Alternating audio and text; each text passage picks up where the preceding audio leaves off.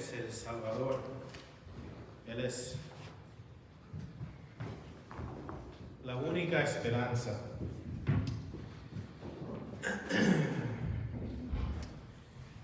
Muy bien, mis hermanos, aquí estamos de nuevo, gracias a Dios, estudiando la bendita palabra del Señor. Hoy nos toca Marcos capítulo 11.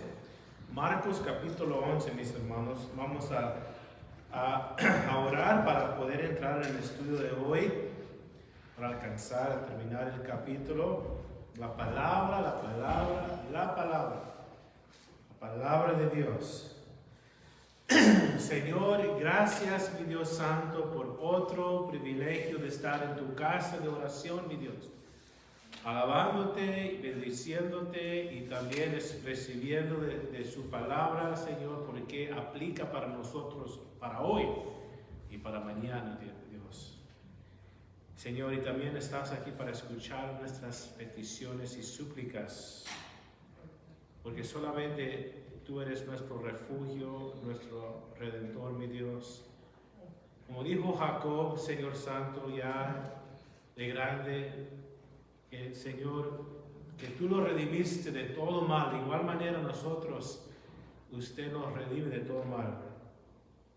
Gracias, Señor, por ser fiel, la roca para nosotros. En el nombre de Jesús. San Marcos capítulo 11, mis hermanos, el Señor acercando a Jerusalén, el Señor determinado para cumplir la voluntad de su Padre, para llenar las profecías, mis hermanos.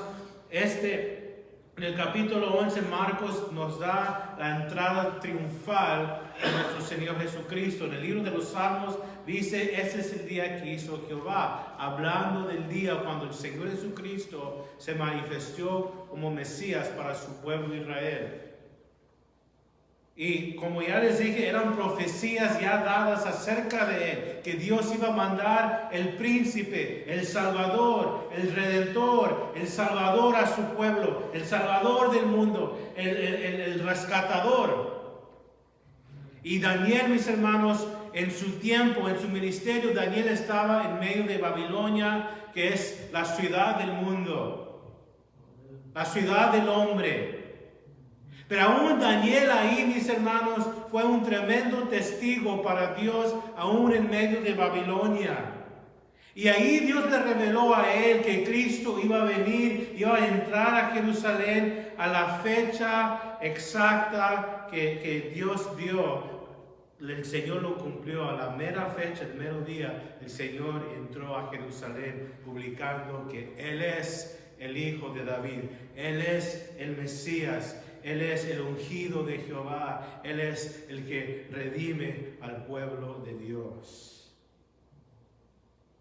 Últimamente estamos mirando la guerra en Israel y para nosotros como creyentes, mis hermanos, deberíamos de pedir al Señor, Señor, ayúdanos a tener un corazón aliado con tu corazón, Señor, para no perder lo que estamos mirando hoy, para no dormirnos lo que estás diciendo al mundo, que Cristo viene muy pronto. Y los cristianos deberían de estar siempre listos. Mientras que su fe está en Cristo, usted está listo. Mientras que uno está habitando en Cristo, llevando fruto, está listo, como vamos a mirar aquí en este capítulo. Entonces el Señor, verso 1, cuando se acercaban a Jerusalén, la ciudad de Dios, junto a Betfage, a Betania, al frente al monte de los olivos, Jesús envió 2 de sus discípulos. El Señor preparando la entrada a Jerusalén. Envía a 2. Siempre he dicho, mis hermanos, 2 son mejores que 1. Dios siempre manda 2 en 2. Verso 2 dice, y les dijo, ir a la aldea que está enfrente de vosotros, y luego que entréis en ella, hallaréis un pollino atado, en la cual ningún hombre ha montado, desatarlo y traerlo. Verso 3, y si alguien os dijere, ¿por qué haces esto? Decir que el Señor lo necesita y que luego le devolverá. Mis hermanos, el Señor escogió este tipo de animal porque era una muestra de que Él llegó, Él vino para traer paz, para dar paz a su pueblo, para dar paz al mundo. ¿Quién es nuestra paz? El Señor Jesucristo. Pero mis hermanos, si leen después en Apocalipsis, va a ser otro tipo de entrada. Si se acuerdan, en Apocalipsis el Señor viene en un caballo de guerra. Y con una espada, en el griego literalmente es machete. Y ustedes saben por qué cuando sacan el machete, ustedes saben que esas hierbas van a mochar esas hierbas. Pero aquí el Señor primero vino para entrar mostrando la paz de Dios, diciendo, dar al hombre pecador paz entre él y Dios, que el reino del cielo primero entrara en una.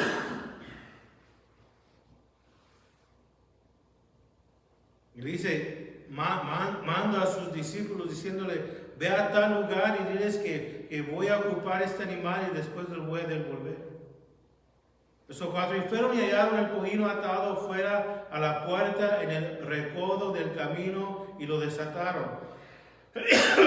Verso 5, y uno de los que estaban ahí les dijeron, ¿qué haces desatando el pollino? Ellos entonces le dijeron como Jesús había mandado y los dejaron. Mis hermanos, se hizo tal como Dios había dicho.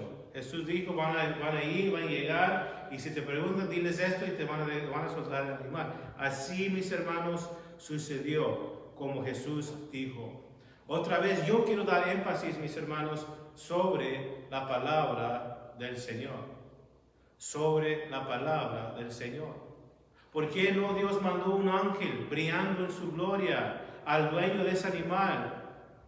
Otra vez digo, muchas veces la gente busca experiencias grandes en vez de no simplemente mirar la palabra y ponerla por obra, y eso, mis hermanos, va a traer la bendición.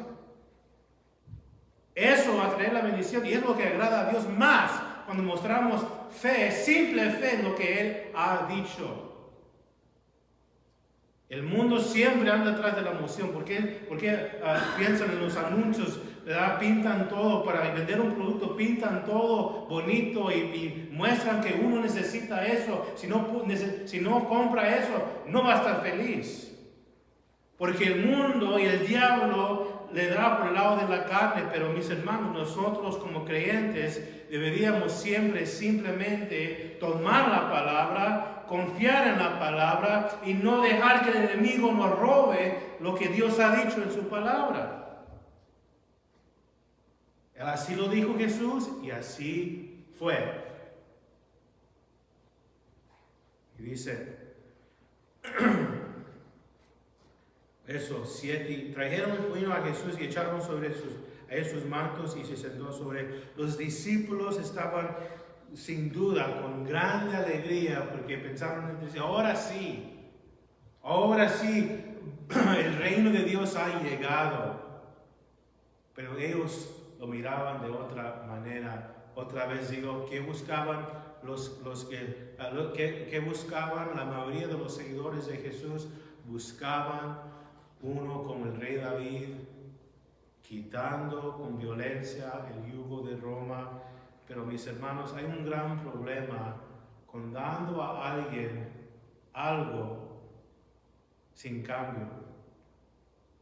Porque Dios quería que el problema del pecado se tenía que tratar. Dios quería que el hombre tuviera un corazón, un espíritu nuevo en sí para poder vivir bien en su reino. Mis hermanos, ¿qué gana uno si uno se enferma por malas decisiones, por un estilo de vida que no conviene y se enferma por causa de sus decisiones?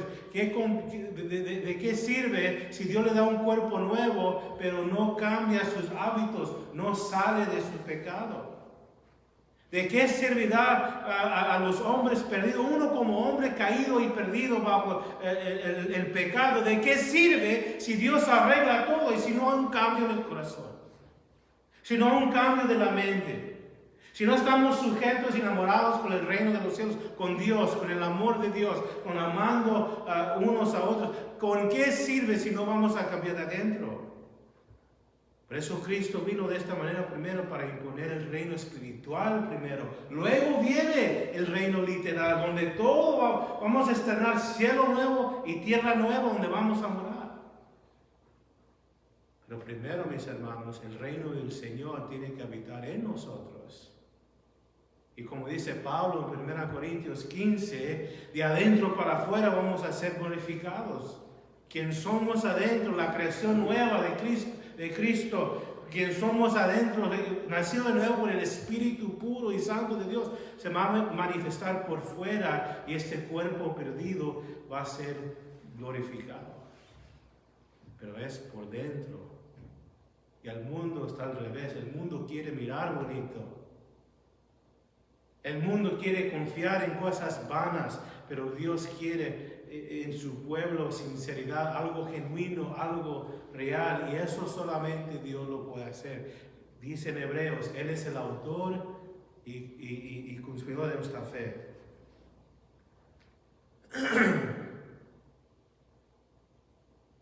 Subieron sus mantos sobre el pollino, verso 8.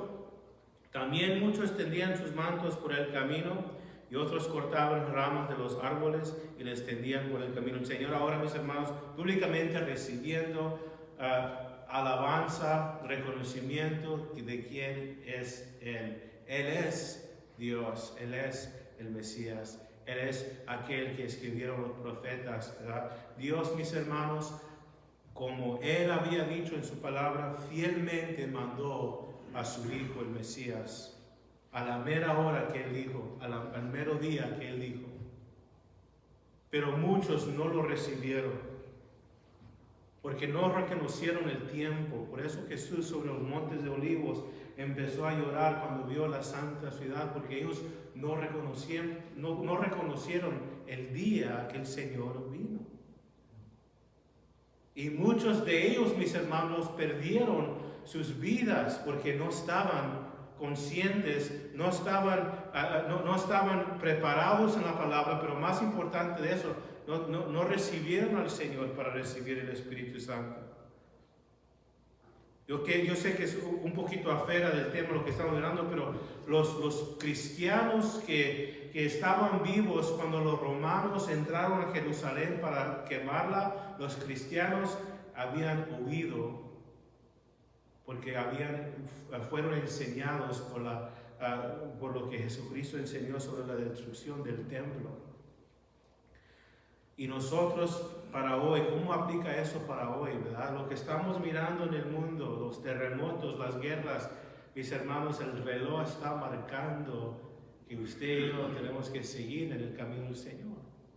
Ustedes ya andan en el camino del Señor, siguen en el camino del Señor.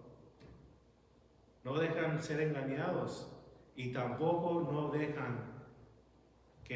dejan ser consumidos con miedo. Les quiero leer algo, mis hermanos, en el libro de Apocalipsis, capítulo 22, porque yo no lo miraba antes, pero hoy en la mañana lo miré.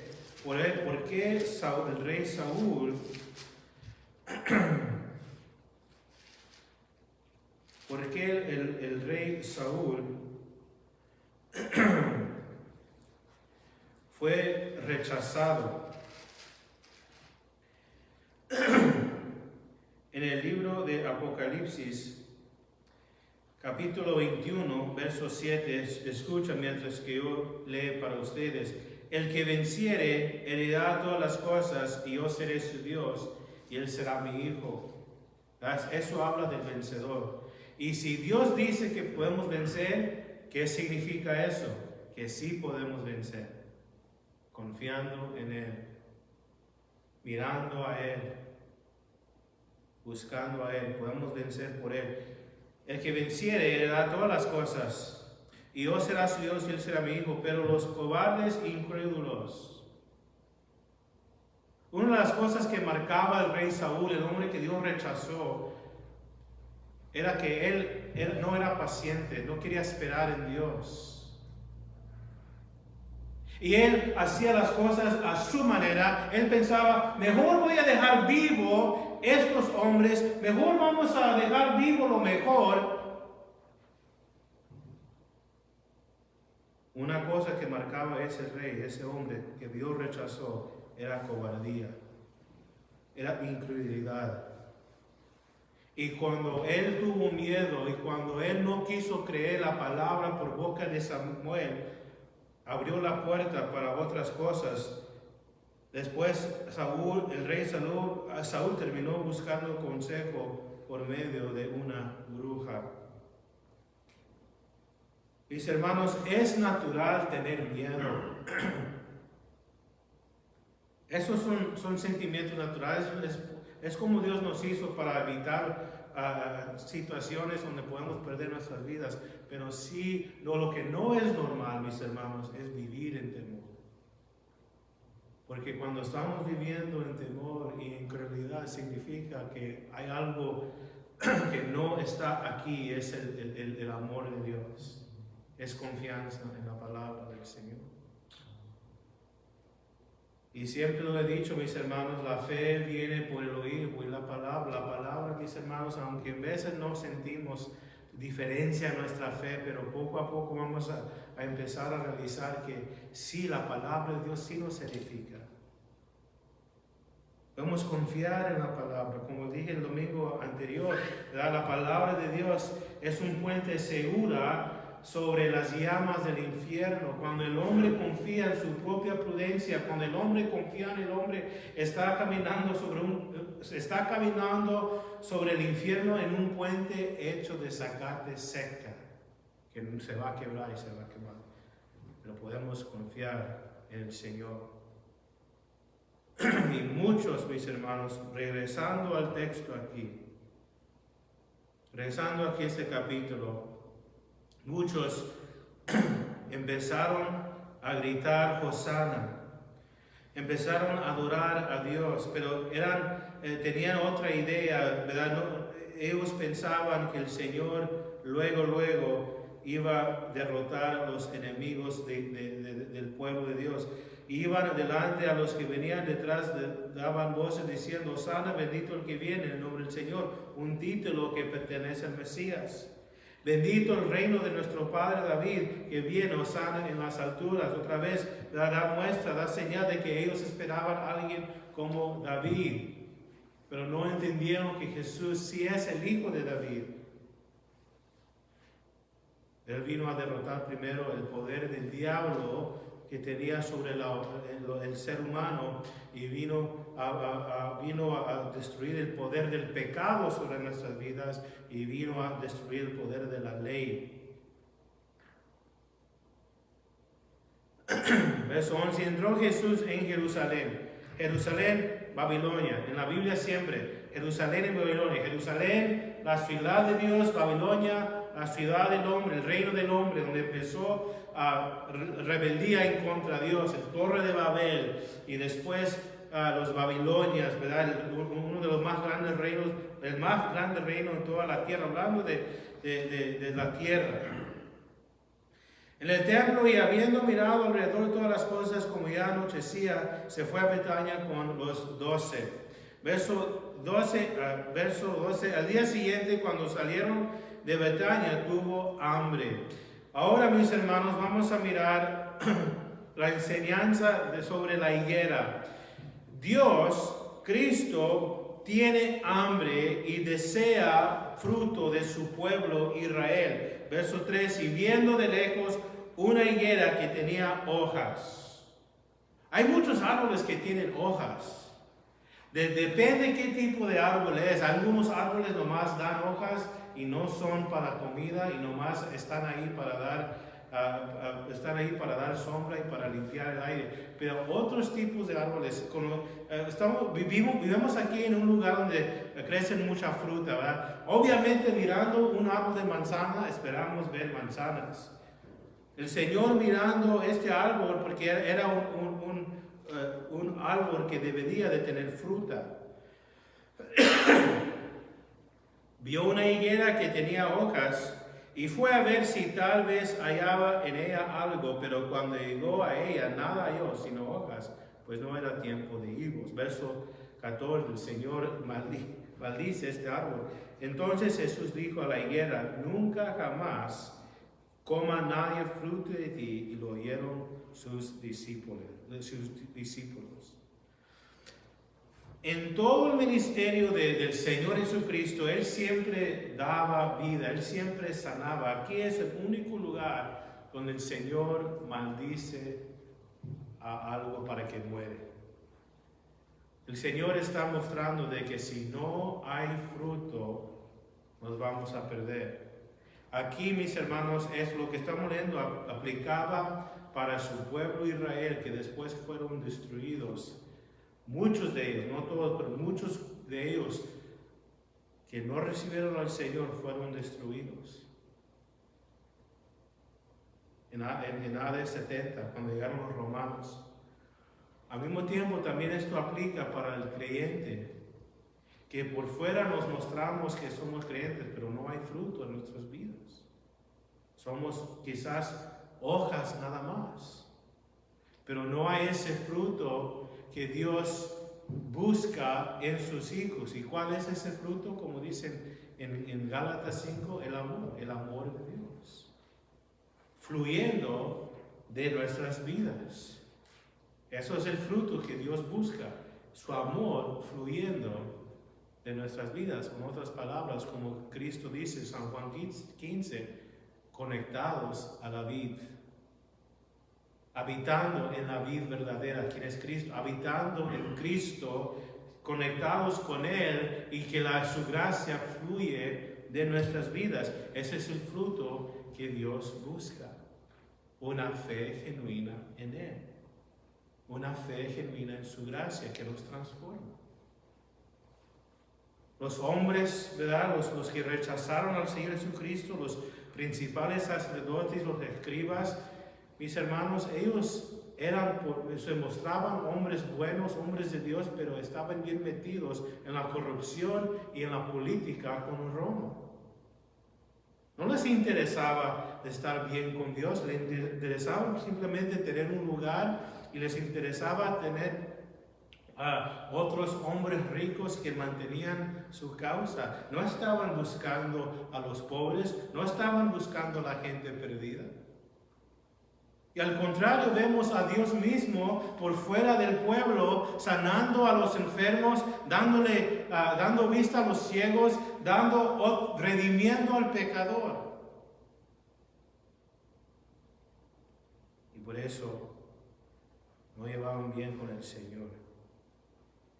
Y el Señor dice que nunca jamás coma nadie fruto de ti, oyeron sus discípulos. Verso 15, vinieron pues a Jerusalén, entrando Jesús en el templo, comenzó a echar fuera a los que vendían y compraban en el templo, y volcó las mesas de los cambistas y las sillas de los que vendían palomas.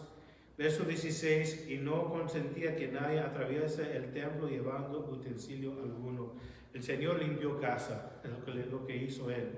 Porque hicieron el templo en una cueva de ladrones, en un lugar donde debería de haber oración a Dios, donde debía de haber el amor de Dios. Estaban robando a la gente.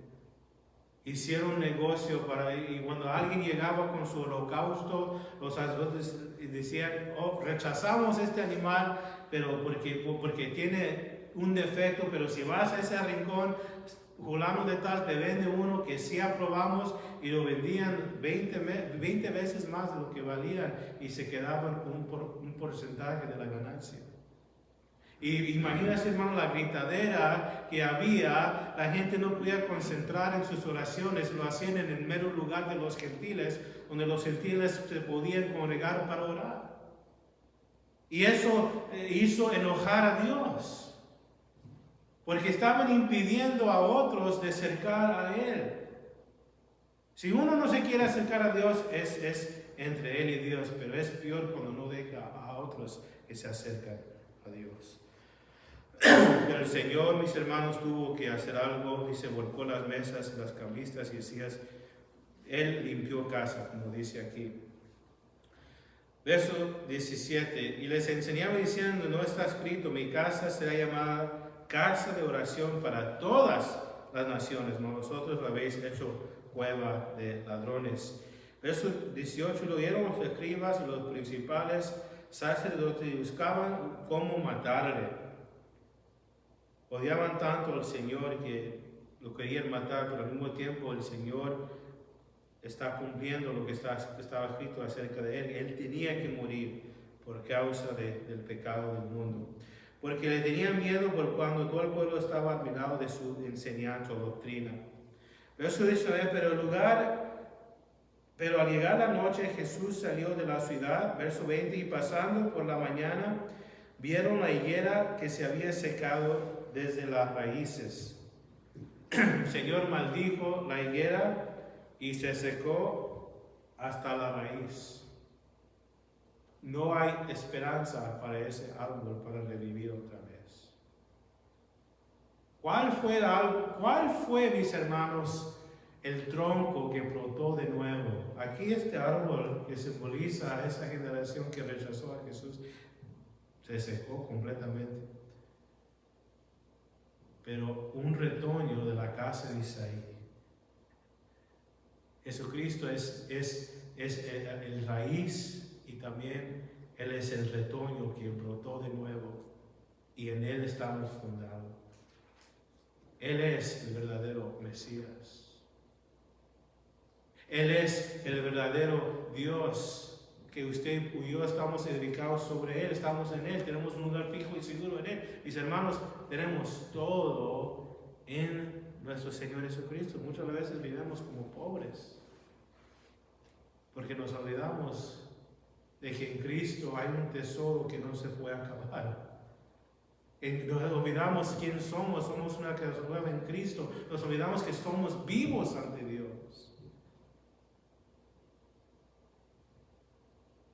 Se secó de las raíces. Verso 21. Entonces Pedro, acercándose, le dijo: Maestro, mira, la higuera que maldijiste se ha secado. Verso 22. Respondiendo Jesús le dijo: tened fe en Dios. Aquí el Señor le enseña al apóstol Pedro aquí, de que tenemos que confiar en Dios, tenemos que creer en Dios, confiar en Él.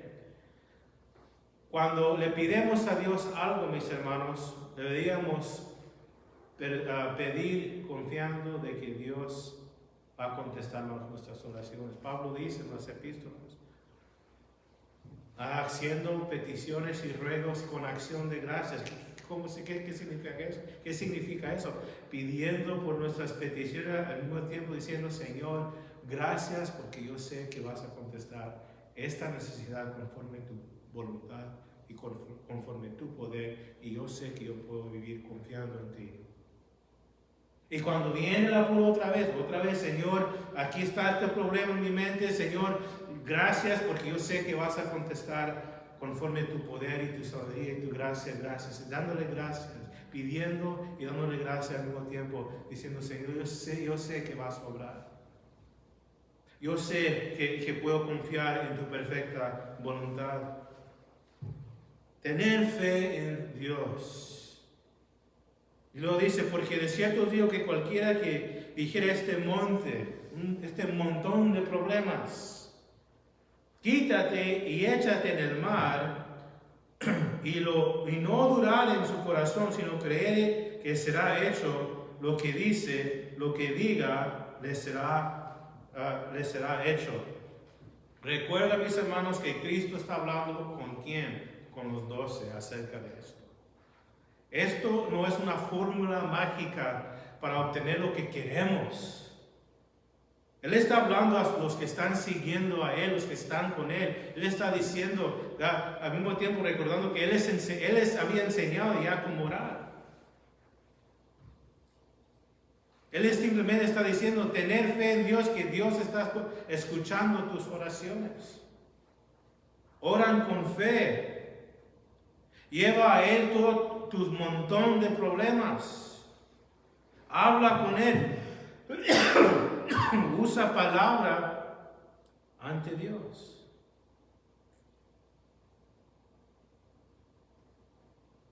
Hay que orar la palabra ante Dios.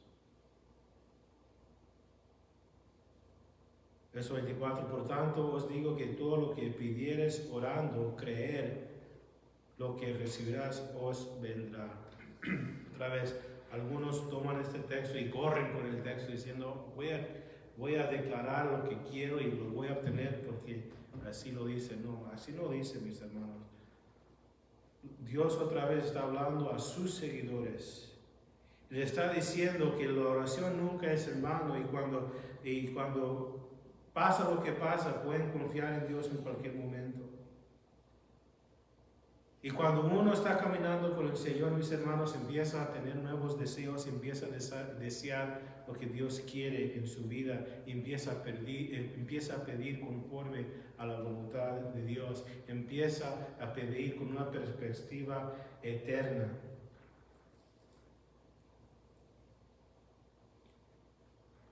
Señor, dame lo que yo necesito. Señor, dame lo que me va a ayudar para ser útil en tu reino. Dame, Señor, lo que yo necesito para crecer en mi vida espiritual. El Señor le va a contestar.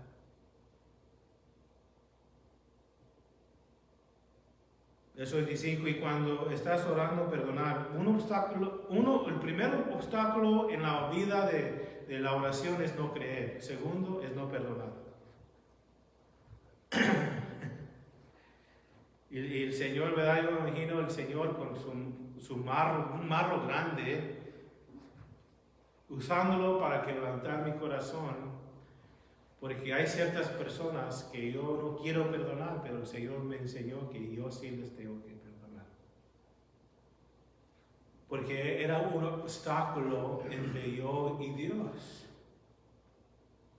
Y yo tenía, mis hermanos, que rendir todo. Yo tenía que decir, Señor, ¿sabe qué?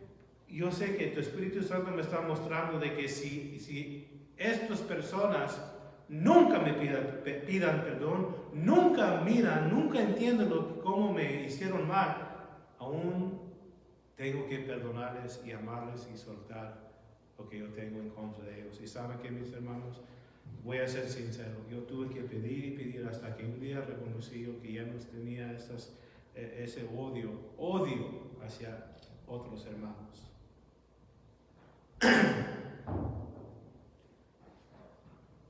Entonces, primer obstáculo, no tener fe. Segundo obstáculo, no perdonar.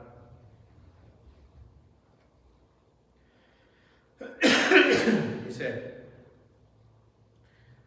cuando estás orando, perdonar y tienes algo en contra de alguno, para que también vuestro Padre que está en los cielos os perdone y vosotros vuestras ofensas. Verso 26, porque si vosotros no perdonéis, tampoco vuestro Padre que está en los cielos os perdonará vuestras ofensas. Amén, así es. Verso 27, ya para terminar. Volvieron entonces a Jerusalén, y andando él por el templo, vinieron los principales sacerdotes, los escribas y los ancianos. Vemos, mis hermanos, que aún en Jerusalén esperándole muchas cosas malas para el Señor, aún el Señor siempre regresaba ahí, porque Él estaba enfocado, mis hermanos, en cada uno de nosotros, en su plan de redención, en cumplir lo que el Padre le había dado para cumplir. Y le dijeron, ¿con qué autoridad haces estas cosas y quién te dio autoridad para hacer estas cosas? Verso 29, Jesús respondiendo le dijo, os haré yo también una pregunta. Responderme, yo os diré con autoridad hago estas cosas. El Señor respondió la pregunta de ellos con otra pregunta. Ellos no esperaban eso. Ellos pensaban que iban a atrapar con una respuesta mala que salía de él y con eso iban a poder acusarle para matarle. Pero él, mis hermanos, les da otra pregunta. Verso 30, el bautismo de Juan. Ellos no esperaban eso.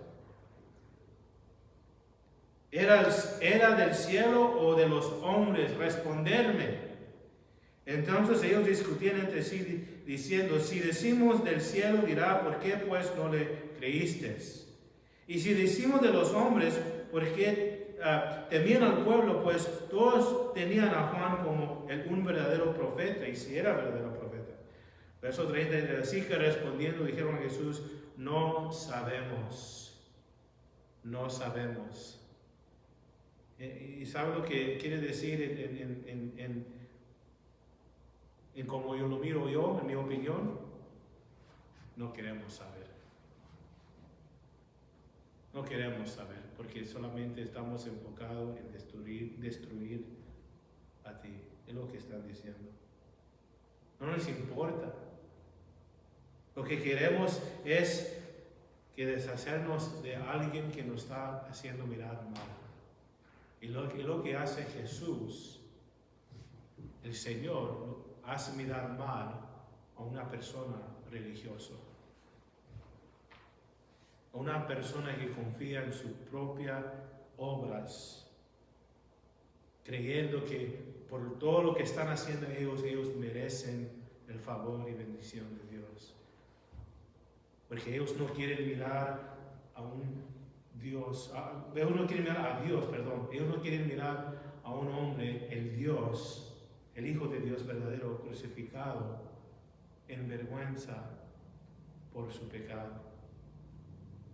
Ellos quieren mirar todo bonito, ellos quieren mirarse en el espejo diciendo, yo merezco el favor de Dios porque yo no hago esto, yo hago esto, yo soy bueno y perfecto, comparado a los demás, yo merezco dar favor de Dios. Y no, cuando ven al Señor crucificado se ofenden, dicen, yo no hice nada mal para tener que pedir perdón.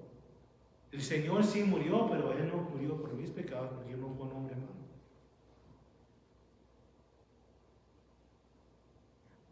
No sabemos. Entonces, respondiendo, Jesús le dijo, tampoco yo os digo con qué autoridad hago estas cosas.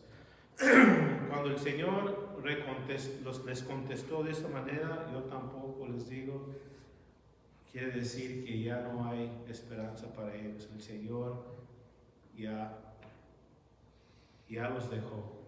Recuerda como él maldijo en la higuera. Milagro tras milagro, profecía tras profecía siendo cumplida ante sus ojos. Pero llegó el día cuando el Señor ya no quiso tratar con ellos. Él dijo, ya no les voy a decir nada. Al mismo tiempo, cuando el Espíritu Santo trata con uno, y trata con uno, y trata con uno, y trata con uno, y uno sigue rechazando el testimonio del Espíritu Santo acerca de Cristo, y sigue rechazando, vendrá el día cuando el Espíritu Santo va a decir, así quieres vivir, así quédate.